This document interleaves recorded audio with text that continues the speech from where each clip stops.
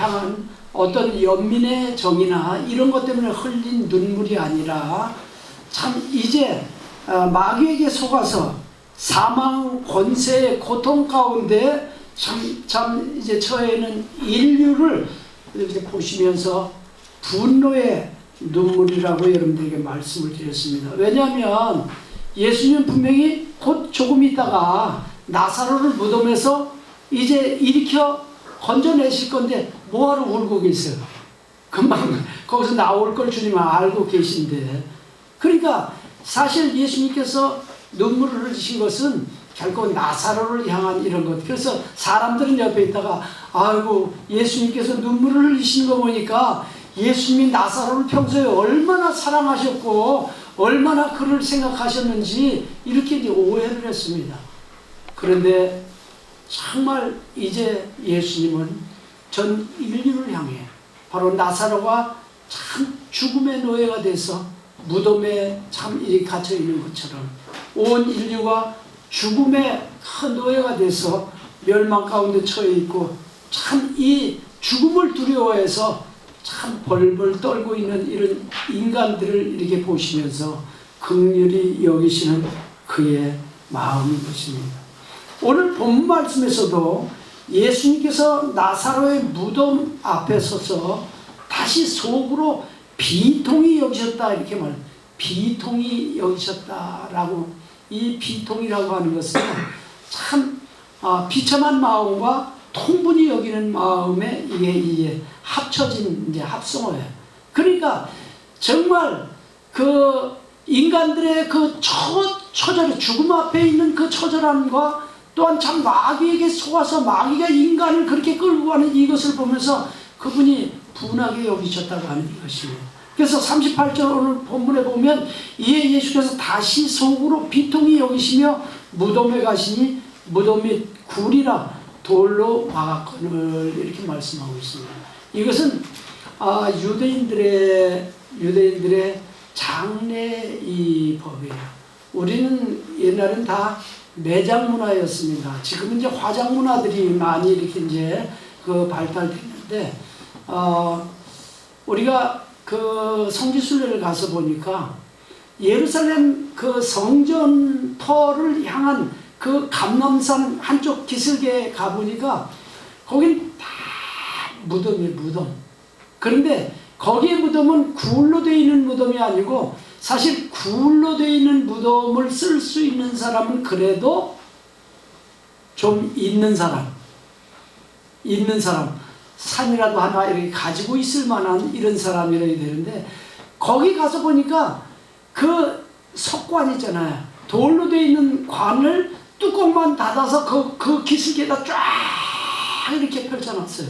다 예루살렘 이 성전을 이렇게 바라보면서 언제 이제 예수께서 성전에 다시 임하게 되는 그때에 그들이 다 참 일어나게 될 것, 부활하게 될 것을 그들이 이제 믿으면서 그 산벌 그 그녀를 다 이제 무덤으로 이렇게 만들어놨습니다. 근데 거긴 다 석관, 관 하나씩 착착착착. 그러니까 지금 공동묘지에 가면 우리가 이렇게 조그맣게 착착착착 있잖아요. 그거보다 더 촘촘해요. 그냥 옆에 착착착착 이렇게 놨으니까. 그런데 그래도 나사로는 형편은 좀 괜찮았던 것 같아요. 돌 무덤에 이제 장례를 치를 이런 정도가 됐으니까요. 그래서 예수님께서 이 땅에 오신 그 목적이요, 인류가 죄로 말미암아 참 마귀에게 노예가 되고 사망의 권세 앞에 참 그들이 그 두려워하며 영원한 멸망으로 이끌려가는 그 마귀의 계략, 마귀의 그 권고를 참 이제 멸하기 위해서 예수님께서 이 땅에 임하셨다라고 성경은 우리에게 말씀하고 있습니다. 우리는 보편적으로 이렇게 이야기해요. 예수님께서 이 땅에 오신 목적은 인류를 구원하려고, 나를 구원하려고 오셨다. 물론 틀린 말 아니에요. 틀린 말 아닌데, 그것보다 더 이전에 하나님의 더 큰 계획은 마귀의 일을 멸하는 건데, 마귀의 일이 뭐예요? 인류를 멸망으로 인도해서 그들을 영원한 지옥불로 끌고 가는 거예요. 그게 이제 마귀의 일인데, 그거를 멸하기 위해서 이 땅에 오셔서 마귀가 멸망당하면 마귀가 인류를 끌고 가고자 하는 그것들이 이제 자유케 되고, 인류가 거기서 자유함을 받게 되고 그들이 이제 구원함을 받게 되는 이런 부분이에요. 그러니까 우리가 나를 구원하려고 오신 것, 그것보다 더 큰 이 하나님의 의도는 마귀의 일을 멸하려고 이 땅에 오셨다는 것입니다. 그래서 요한일서 3장 8절에 보면 죄를 짓는 자는 마귀에게 속하나니, 누가 마귀에게 속한다고요? 죄를 지으면 마귀에게 속하게 된다는 거예요. 마귀의 종이 되는 거예요. 마귀는 처음부터 범죄함이라 하나님의 아들이 나타나신 것은 마귀의 일을 멸하려 하심이니라. 믿으시면 아멘.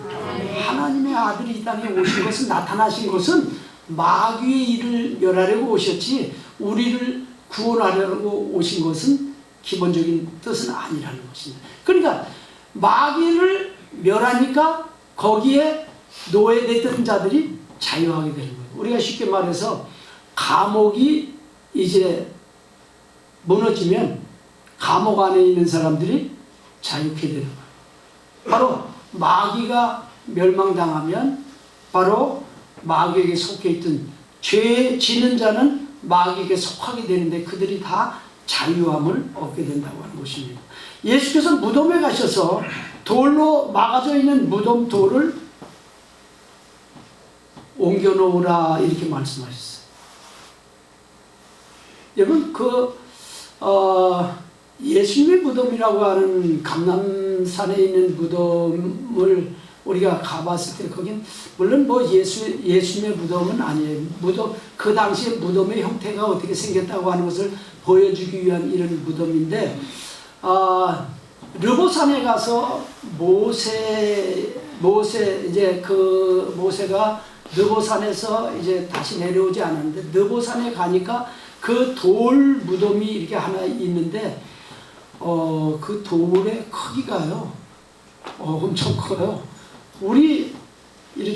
우리가 걸어서 충분히 들어갈 만큼의 이제 돌문을 그냥 그걸 이렇게 돌을 굴려다가, 동그란 돌을 굴려다가 이렇게 이제 거기다 놓은 건데, 그 동그란 돌이라고 그래서 여러분들이 뭐 그냥 자연석이 아니고 여러분들 맷돌 모양으로 이렇게 이제 생긴 것을 막 그렇게 돌을 깎아가지고 이렇게 굴려서 거기를 막아놨다가, 그 다음에 여러 사람이 굴려야지나, 한두 사람이 굴릴 수 있는 게 아니고 여러 사람이 굴려야 되는 거예요. 그러니까 그 돌 무덤에는요, 한 사람만 장례 치는 게 아니라 아버지도 거기서 장례 치르고, 아들도 거기다 장례 치고, 손자도 나중에 죽으면 거기다 장례를 치르고, 그래서 돌문을 여러 사람이 밀어서 굴려서 저쪽으로 문을 열었다가 그 다음에 장례를 치고 다시 닫아 놓을 수 있도록 이렇게 만들었는데, 그 돌이 엄청 커요.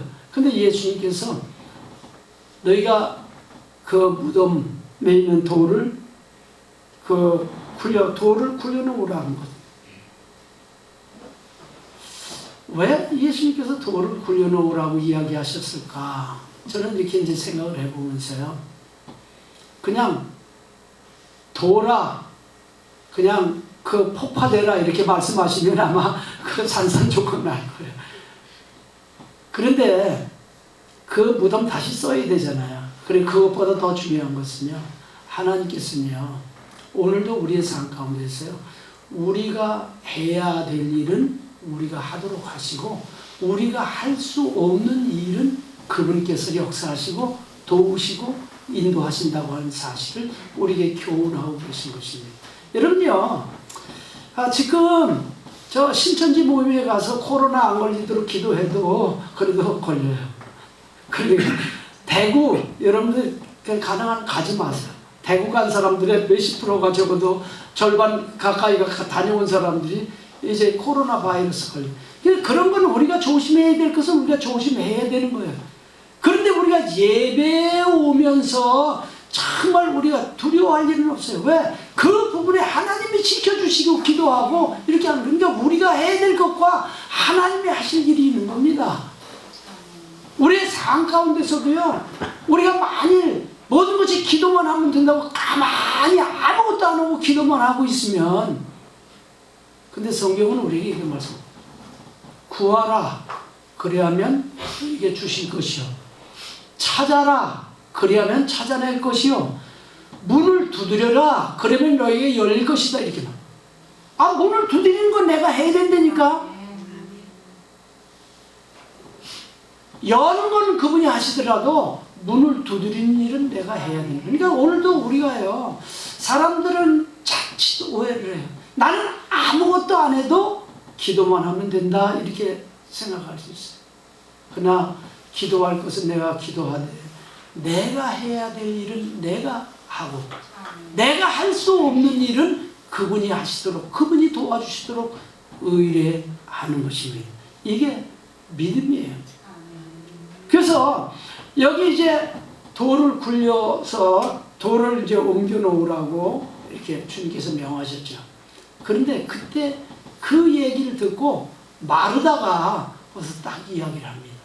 마르다가 그 돌, 그 문 앞에 이렇게 서 보니까 안에서 시체 썩는 냄새가 쏠쏠 나오는 거예요. 돌이 뭐 이렇게 뭐 착가서 이렇게 막아놓은 게 아니라 그냥 이렇게 들어가지만 못하게 막아놓은 거, 이렇게 틈새가 있잖아요. 그러니까 안에서 시체, 여러분 시체 썩는 냄새 맡아보셨어요? 안 맡아보셨어요? 그건 모르지. 그런데요, 그 냄새가 정말 독해요. 어떤 음식 썩는 냄새 이런 거보다 이 육체가요, 이 썩을 때 냄새는 아주 독합니다. 그러니까 마르다가 딱 이렇게 맡으니까, 아, 자기 이제 오라버니 그 안에서 시체가 썩는 냄새가 나네. 그래, 거기까지 올 때까지는 분명히 아마 주님께서 내 오라비가 오늘 살리라 말씀하셨고, 내가 참 믿으면 이제 성경에 믿는 자는 죽어도 살겠고 살아서 주를 믿는 자는 영원히 죽지 아니하리라. 마르다야, 내가 이걸 믿느냐 그랬더니 주여 그러하오이다, 내가 그 주님 믿습니다 라고 이야기한 이 고백을 통해서 거기까지 지금 무덤까지 왔거든요. 그래서 무덤까지 오는 순간까지는 아마 예수님께서 분명히 살려주실 것이다 라고 하는 믿음을 가지고 왔을는지 몰라요. 그런데 썩는 냄새를 맡는 순간에는 그 믿음이 사라진 거예요. 믿음이 사라진 거예요. 주여, 여기서 이야기를, 주여, 참 벌써 죽은 지 나흘 돼서 썩는 냄새가 납니다. 내 오라버니가 살아나기 틀렸습니다 하는 이런 이야기. 여러분, 믿음은요, 끝까지 믿는 겁니다. 뭐가 믿음이라고요? 끝까지 믿는 거예요.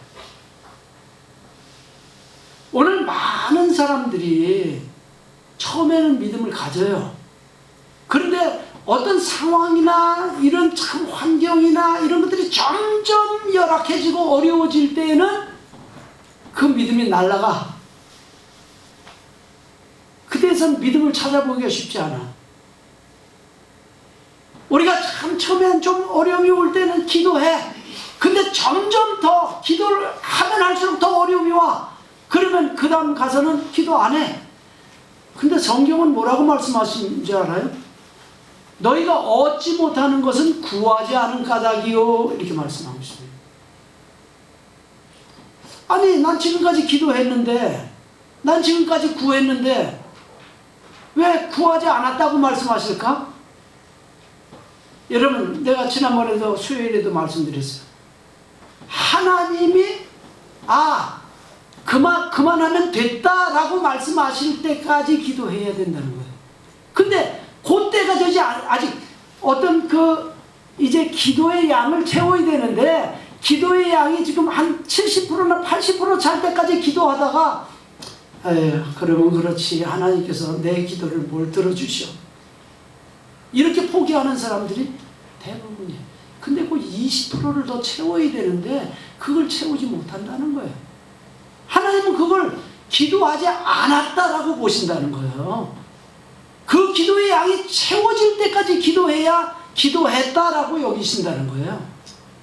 그리고 하나님이 응답하실 그때까지 우리가 인내하며 기도할 때에 하나님께서는 기도했다라고 인정하신다는 것입니다. 여러분, 처음에 믿음을 갖는 것 대부분 가질 수 있어요. 교회 다니고요, 예수 그리스도를 내 개인의 구주로 믿는 사람이면 대부분 그 정도는 할 수 있어. 근데 상황이 점점 참 열악해지고 어려워지고 참 이렇게, 아니 썩는 냄새가 나는데 썩는 냄새가 나는 사람은 어떻게 살아나? 이런 상황. 그러나 여러분, 주님은 우리가 할 수 있는 일까지도 대신해 주시지는 않습니다. 그러나 우리가 오히려 주님은 우리가 할 수 없는 일을 우리는 이제는 불가능하다라고 여겨질 그때에 주님께서 역사하실 수 있다고 하는 사실인 것입니다. 우리는 사실 이것이 믿음이에요. 예레미야 32장 27절에 보면 나는 여호와여 모든 육체의 하나님이라 내게 할 수 없는 일이 있겠느냐? 이렇게 말씀하셨어요. 여러분, 하나님께 할 수 없는 일이 있겠습니까? 대답해 보세요. 하나님이 할 수 없는 일이 있으시겠어요? 마스크를 쓰면 대답 안 해도 돼요? 그래서 대답은 해야 됩니다.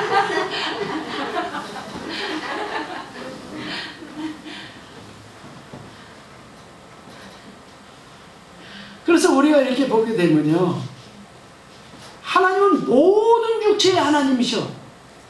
근데 육체를 가진 우리 인간이 할 수 없는 그 일을 하나님께서 하실 수 있다고 하는 것입니다. 그러니까 우리가 하나님을 의지하는 거죠. 하나님이 내가 할 수 있는 수준 정도만 할 수 있다면 뭐 하나님을 믿겠어요. 죽어서 썩어 냄새나는 사람뿐 아니라 주님이 재림하실 때에는 다 썩어서 흙이 돼버린 사람도 참 변화된 몸으로 일으키신다니까.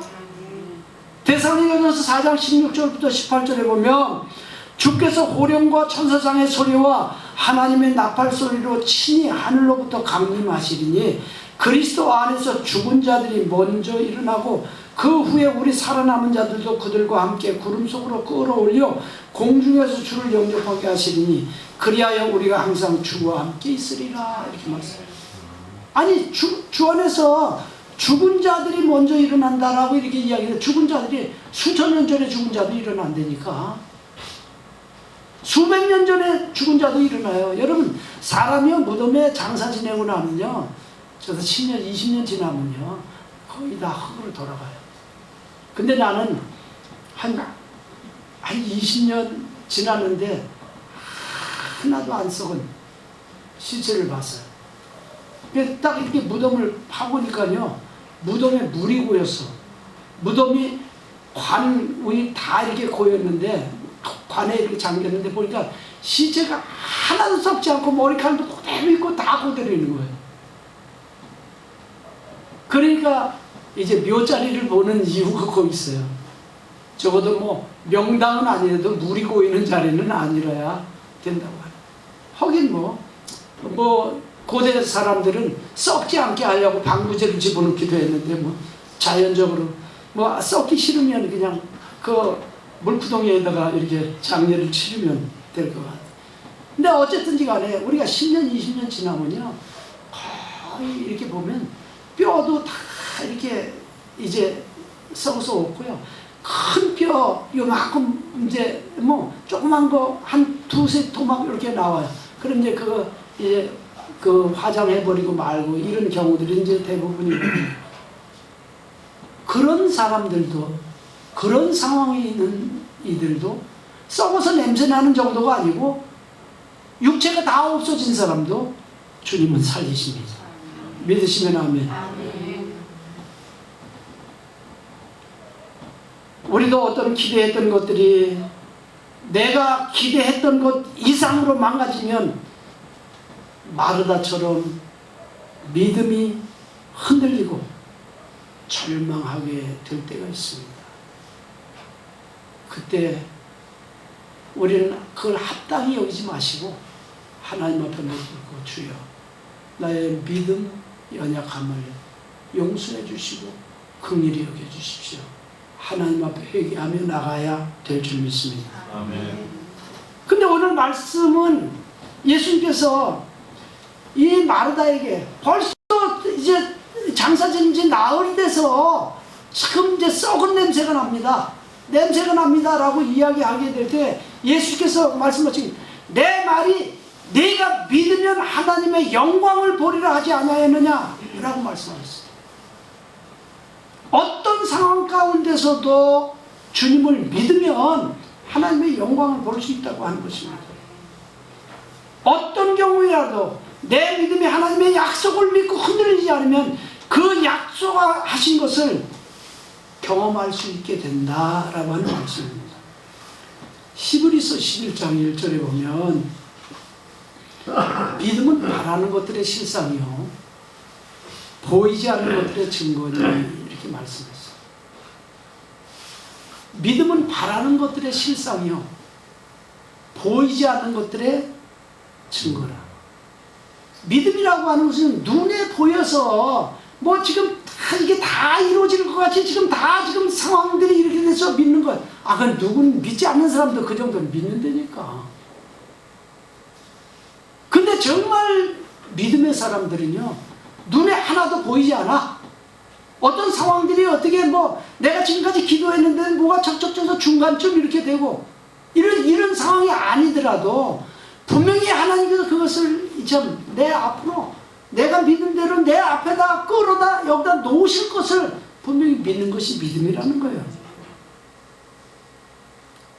히브리서 11장이 믿음의 장이에요.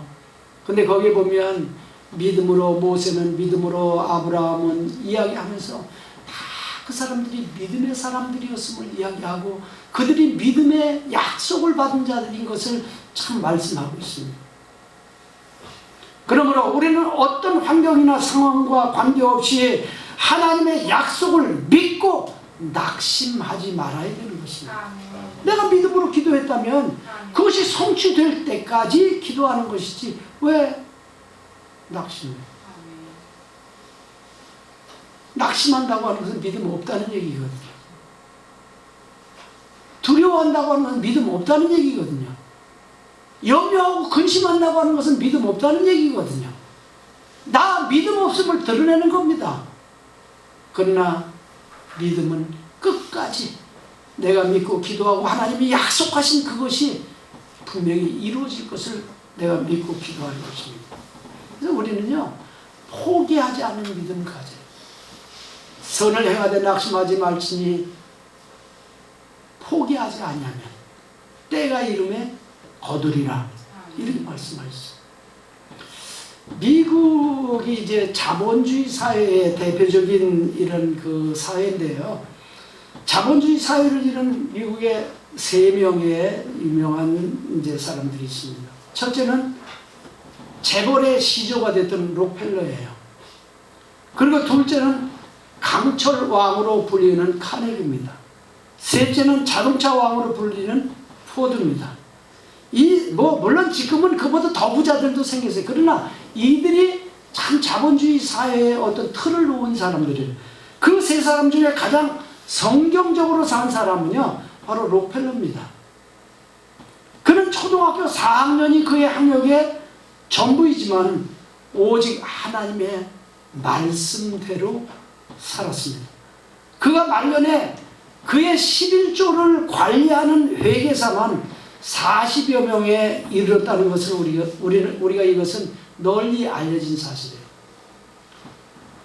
여러분들이 어떤 그 사업을 하면 대부분 이게 이제 그 회계사나 세무사나 이런 사람들에게 이제 어떤 자기 그 경영이나 이런 것들에 대한 것들을 이제 맡겨갖고 그 사람들이 이제 그 부분들을 이제 기록하고 이렇게 관리하도록 이렇게 맡깁니다. 돈을 주고. 그런데요, 다른 거 자기 기업을 관리하는 사람이 아니고 11조만 계산하는 사람이, 계산해서 관리하는 사람이 40명이라니까? 글쎄, 내 믿음이 적어서 그런가. 난 참, 여러분들, 우리 교회 성도들 중에 그 11조를 관리하는 사람이 40명은 아니더라도 4명 정도 두고 있는 사람이 있었으면 좋겠어. 4명 정도만. 그런데 그가 이렇게 큰 부자가 될 수 있었던 것은 순전히 하나님의 은혜요. 결코 포기하지 않던 그의 믿음 때문이었습니다. 록펠러는 젊었을 때 자신의 모든 돈과 함께 사람들에게 좀 빚을 더 내서 금광을 하나 샀어요. 한 번에 떼부자가 되고 싶었던 생각이 있어요. 광부들을 모아서 꿈을 가지고 몇 개월 파고 들어갔지만 그곳에서 금조각 하나 나오질 않았습니다. 여기에 이 금광은 앞으로 큰 많은 금이 쏟아져 나올 거다라고 이렇게 해서 샀는데 속아서 금광을 산 거예요.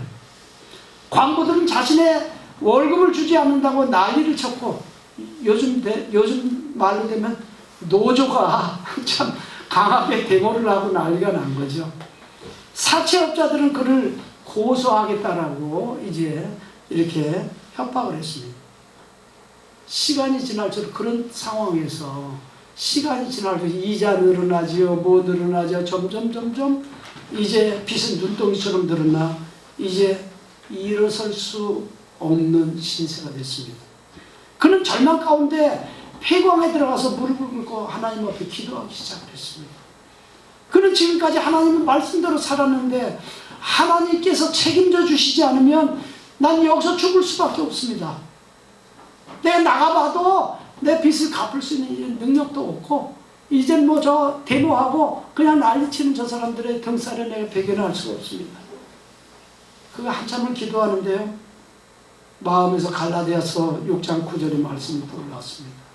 우리가 선을 행하되 낙심하지 말지니 포기하지 아니하면 때가 이름에 거두리라. 그 말씀을 붙들고 부르짖으며 기도했습니다. 한참을 기도하는데 그 마음속에 더 파라, 이름 참 더 깊이 파라, 계속 더 파라라고 하는 음성이 들렸어요. 그럼 하나님 이게 무슨 말씀입니까? 지금까지 팔라고 봤습니다. 그래도 금을 발견하지 못했습니다.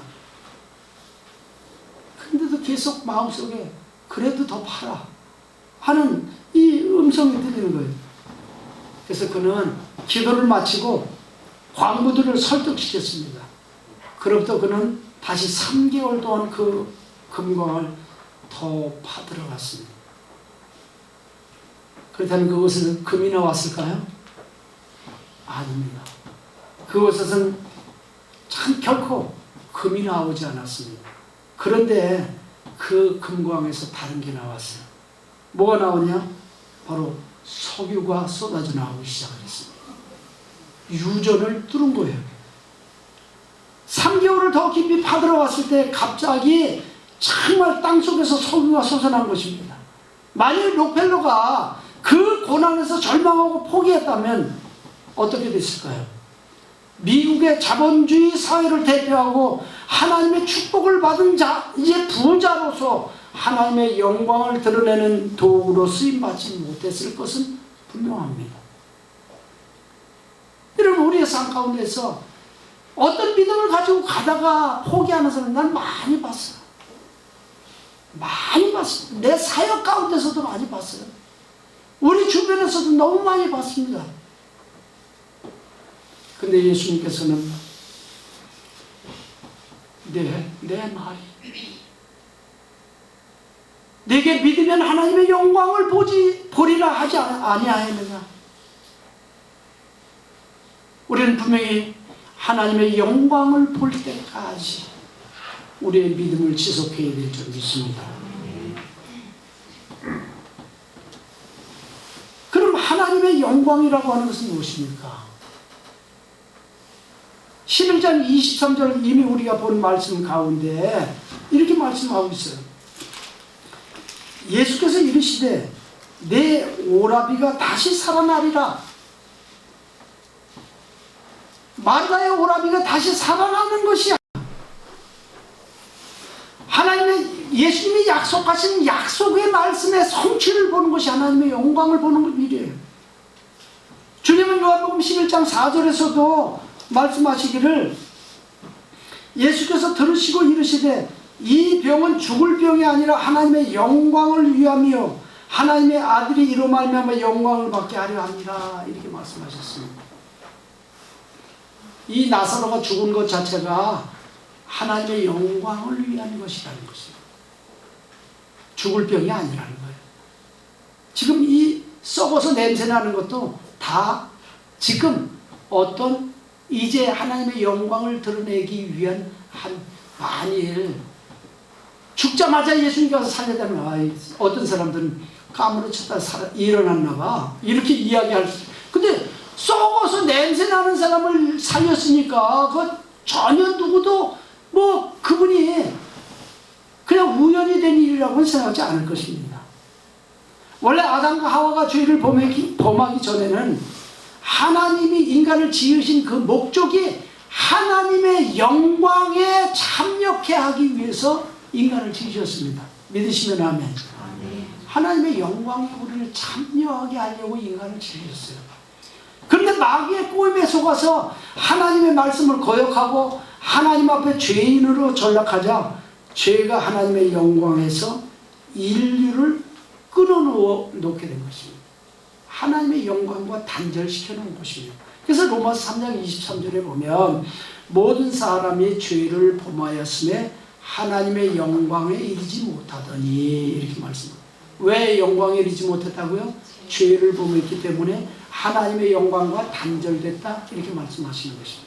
그런데 하나님께서 죄에 빠진 인류를 구원할 메시아를 약속하셨어요. 그게 바로 아담이 범죄하고 난 다음에 여인의 후손이 오면 뱀의 머리를 상하게 할 것이다. 여인의 후손을 약속하셨어요. 그리고 이스라엘 백성들 가운데 한 민족을 그 여인의 후손이 오는 하나의 통로로 선택을 하신 겁니다. 이스라엘 백성은요, 예수가 오시는 통로로 쓰기 위해서 그들을, 그래서 마태복음에 보면요, 여러분 족보가 나오잖아요. 근데 거기에 보면 족보가 끊어지려고 할 때에 이방 여인들이 와서 그 족보를 이어주는 이것이 이게 나오게 돼요.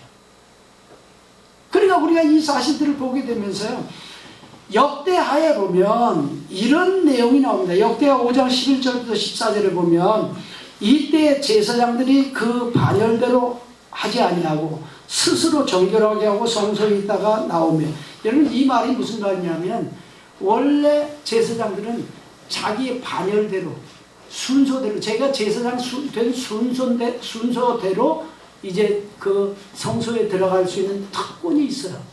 근데 그 반열대로 하지 않았다는, 이건 무슨 말이냐면 여러분 하나님의 영광이 그곳에 나타나는 사람들이 두려워했어요. 그 앞에서. 그러니까 이 자기 순서가 됐는데도 나는 안 들어갈래, 이런 사람들이 있었던 거예요. 그래서 반열대로 하지 않고 여기 노래하는 레위 사람 아삽과 헤만과 여두둔과 그의 아들들과 형제들이 다 세마포를 입고 제단 동쪽에 서서 재금과 비파와 수금을 잡고 또 나팔 부는 제사장 120명이 함께 서 있다가 나팔 부는 자와 노래하는 자들이 일제히 소리를 내어 여호와를 찬송하며 감사하는데, 나팔 불고 재금 치고 모든 악기를 울리며 소리를 높여 여호와를 찬송하며 이르되 선하시도다 그의 자비하심이 영원히 있도다 하며, 그때 여호와의 전에 구름이 가득한지라 제사장들이 그 구름으로 말미암아 능히 서서 섬기지 못하였으니 이는 여호와의 영광이 하나님의 전에 가득함이었더라. 이렇게 이야기합니다. 이 하나님의 영광이 여호와의 전에 가득했다라고 하는 이 말은 하나님의 임재가 그 이제 성전에 있었다라고 하는 이야기입니다. 하나님의 임재. 이것이 하나님의 약속의 성취를 모형으로 나타내 보여주신 것입니다. 바로 전혀 인간이 지은 그 성소에 하나님의 임재가 거기 가득한 이것은 이제 너희가 참 이 땅에 메시아를 보내주겠다고 하는 하나님의 약속, 이것에 대한 어떤 그림자야. 그래서 여러분들이 이것은 실체가 아니라, 구약은 실체가 아니라 그림자야. 여러분들, 많은 사람들이 구약 말씀을 이렇게 대하면서 구약이 뭘 이야기하냐면 메시아가 오실 것이라고 하는 것을 예언하고 있습니다. 그래서 저는 가능한 구약 말씀에서 본문을 잡지 않아요. 설교 본문을 구약에서 잘 잡지 않습니다. 왜냐하면 구약의 말씀들은요, 이제 예수 그리스도가 이 땅에 오실 것이라고 하는 약도 그림자로 보여주셨어요. 그런데 마지막, 이제 구약의 사람, 마지막 사람이 누구예요? 침례 요한이, 침례 요한이 보라, 세상 죄를 지고 가는 하나님의 어린 양이다 라고 예수 그리스도를 이 땅에 구세주로, 이 세상 죄를 지고 가는 하나님의 어린 양으로 소개를 하고 구약은 끝을 맺는 겁니다. 그래서 사실은 그 요한이 예수 그리스도에 대해서 이야기한 이 부분까지가 구약의 말씀인데, 성경에서 보면 예수님이 친히 이렇게 말씀하셨어요. 요한복음 5장 39절에서 너희가 성경에서 영생을 얻는 줄로 생각하고 성경을 상고하거니와 이 성경이 곧 나에 대해서 증거하는 것이라, 이렇게 말씀했어요. 여러분, 예수님이 성경이라고 말씀하실 때 그 성경은 그때는 신약 성경이 기록되지 않았습니다. 구약 성경이에요. 구약 성경에 예수라고 하는 그 이름이 한 번도 등장하고 있지 않지만, 그래도 구약 성경은 그림자로, 모형으로 예수 그리스도에 대한 이것을 가르쳐주고 이제 지시하고 있다고 하는 사실. 그래서 율법을 우리가 지켜서 의롭게 되는 것이 아니라, 율법 안에서, 율법이 우리에게 보여주는 것은 너가 죄인 됐지, 율법이 우리에게 밝혀주는 게 죄라고 하는 것을 밝혀주는 거예요. 그리고 너가 죄인인 걸 네가 이제 깨달았지? 그러면 그 죄를 씻어주는 분이 있는데 예수에게로 가봐라. 그 얘기다. 예수 그리스도를 가르쳐주고 있는 거예요. 그러니까 오직 예수 그리스도만이 우리의 죄를 깨끗게 하시는 구세주이십니다. 그래서 너희가 율법에서 영생을 얻으려고 하는 자는 은혜에서 끊어진 자다. 이렇게 성경은 우리에게 말씀을 하고 있는 겁니다. 그러니까 율법은요, 순전히 누구를? 예수 그리스도를 가르치고 우리에게 소개해주고 있는 이 부분이에요.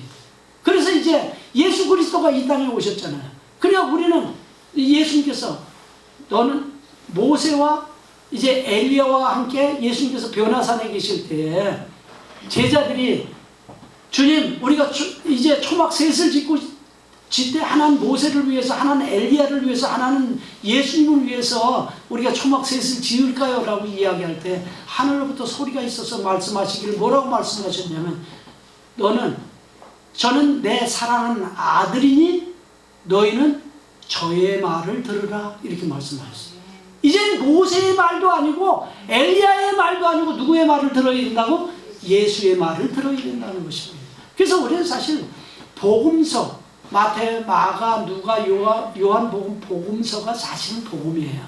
복음이라고 붙어있는. 그래서 사실은 가능한 평생에 복음을 전하고 싶다. 난 그래서 이제 지금 이 부분도 이제 거룩한 고집으로 요한복음을 내가 이제 계속 이렇게 이제 전해가고 있는 거거든요. 왜? 그분이, 이 땅에 오셨던 그분이, 우리를 구원하려고 오셨던 그분이 보이지 않는 하나님이셨는데 육체를 입고 보이는 하나님으로 이 땅에 오셔서 우리의 죄를 대신해서 피 흘려 죽으신 분이다 라고 하는 것을 여러분에게 소개하고 싶어서 그런 거예요.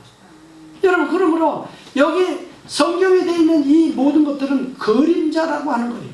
그래서 여기에 이 역대하에 있는 것을 이제 하나님은 이렇게 말씀하셨어요. 히브리서에 보면 지금 우리가 하는 말의 요점은 이러한 대제사장이 우리에게 있다는 것이라, 그는 하늘에서 지극히 크신 이의 보좌 우편에 앉으셨으니 성소와 참 장막에서 섬기는 이시라.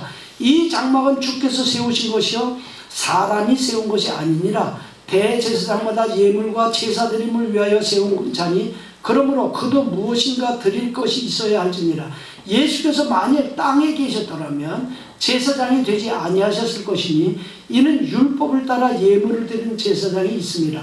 그들이 섬기는 것은 하늘에 있는 것의 모형과 그림자라. 모세가 장막을 지으려 할 때에 지시하심을 얻은 것 같으니 이러므로 삶과 모든 것을 산에서 내게 보이던 본을 따라 지으라 하셨느니라. 그러나 이제 그는 더 아름다운 직분을 얻으셨으니 그는 더 좋은 약속으로 세우신 더 좋은 언약의 중보자니라. 이렇게 말씀하고 있습니다. 그러니까 모세를 통해서 보여준 것은 장래에 있을 그림자라는 거예요. 그런데 예수 그리스도가 지금 하늘에서 우리의 대변자, 제사장이 되어 계셔서 우리의 죄를 위해서 참 그분이 대신 이제 그 제사를 지내고 계시다. 이 땅에 제사장들이 있어서 제사를 지냈던 것 같은 그것은 모형이고 실체는 하늘에 있다라고 우리에게 말씀하고 있습니다.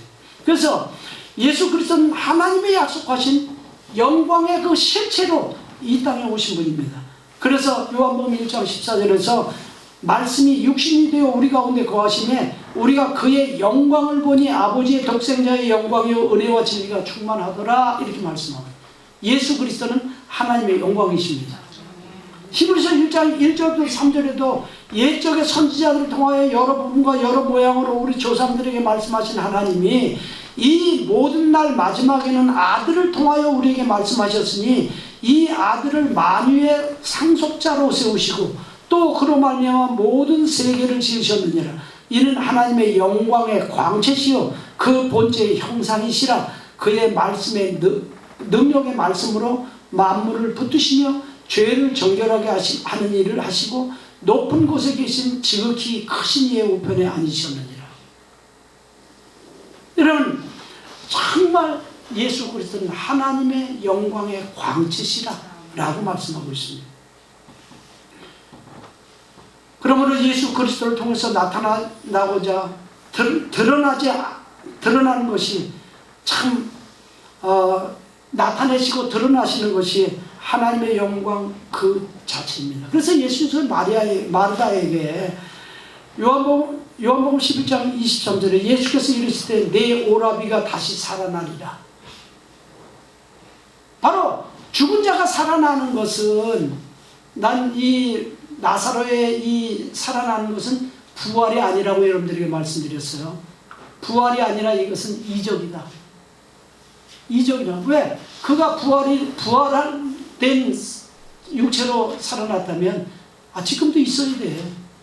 부활의 육체는 다시 죽지 않아요.